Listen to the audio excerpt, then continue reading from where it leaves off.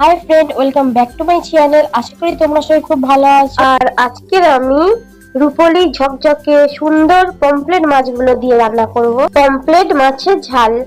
নমস্কার বন্ধুরা, আশা করি সবাই খুব ভালো আছেন আর সব পরিবারে অনেক আনন্দে আছেন।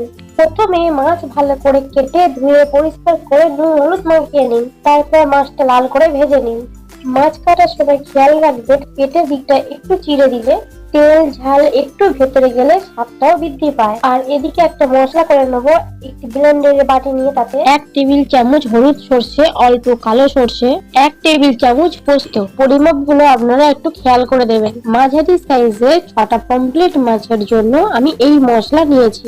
এবার এর মধ্যে লবণ দিয়ে আমি শুকনো ব্লেন্ড করে নেব। লবণ দিয়ে শুকনো ব্লেন্ড করে নিলে সেই তিতো ভাবটা থাকে না। শুকনো মশলাগুলো একবার ব্লেন্ডারে ঘুরিয়ে নিয়ে তাতে দিয়ে দিলাম কয়েকটা চেরা কাঁচা লঙ্কা আর তার সঙ্গে অল্প নারকেল কোড়া। এবার সব উপকরণগুলো দিয়ে তাতে সামান্য জল দিয়ে আরো একবার ব্লেন্ডারে ব্লেন্ড করে নিলাম। এতে আপনারা জলের পরিবর্তে দই দিয়েও ব্লেন্ড করতে পারেন। ঠিক আছে, আমার কাছে তো দই ছিল না তাই আমি জল দিয়েছি, তবে দই দিলে স্বাদটাও দ্বিগুণ হয়। যাই হোক, কড়াইতে মাছ ভেজে তুলে নিয়ে যে তেলটুকু ছিল তার মধ্যে দিয়ে দিয়েছি বাটা মশলাটা।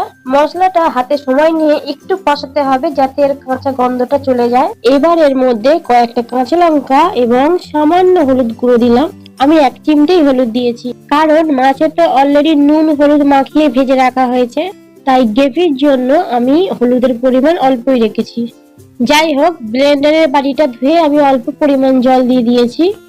এরপর ভেজে রাখা মাছগুলো দিয়ে একটু নেড়ে চেড়ে ঢাকনা চাপা দিলাম। বেশিক্ষণ ঢাকা দেওয়ার দরকার নেই, মিনিট 5 ঢাকা দিয়ে রাখলেই চলবে। গ্রেভিটা যখন ফুটতে আরম্ভ করবে মাছগুলো তখন উল্টে পাল্টে দিন, যাতে করে মাছের গায়ে সম্পূর্ণ গ্রেভিটা লেগে থাকে। যখন দেখবেন ঝোলের ঘনত্বটা কমে এসছে, তার মধ্যে টমেটো কুচি ও ধনেপাতা কুচি দিয়ে দিলাম। যদিও এটা অপশনাল, আপনাদের পছন্দ না হলে নাও দিতে পারেন, তবে এটা দিলে স্মেলটা ভালো হয়। আবারও 5 মিনিট ঢাকনা চাপা দিয়ে রেখে যখন দেখবেন গ্রেভিটা অল্প হয়ে এসছে তখন নামিয়ে সার্ভ করুন। আমি আশা করব নিশ্চয়ই এভাবে রান্না করে একবার খেয়ে দেখবেন। আশা করছি খুবই ভালো লাগবে।